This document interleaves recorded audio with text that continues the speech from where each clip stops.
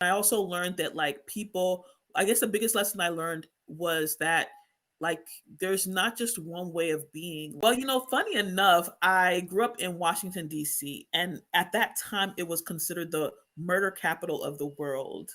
Oh my gosh. So yes, so I grew up in a very a city full of gangs and things of that nature, and my parents didn't want me to be exposed to that.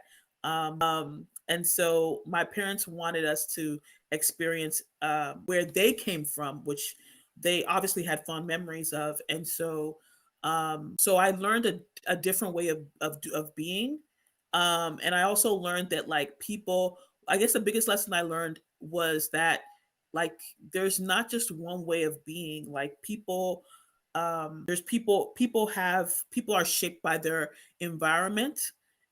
Because obviously, like the African Americans that I met in Washington D.C., they look the same as the Africans I met in Nigeria, but the behavior is a lot different. So when I came back to America, I just had a different sense of identity. And that's one of the reasons why when I went to college, I eventually studied psychology because that was very fascinating to me.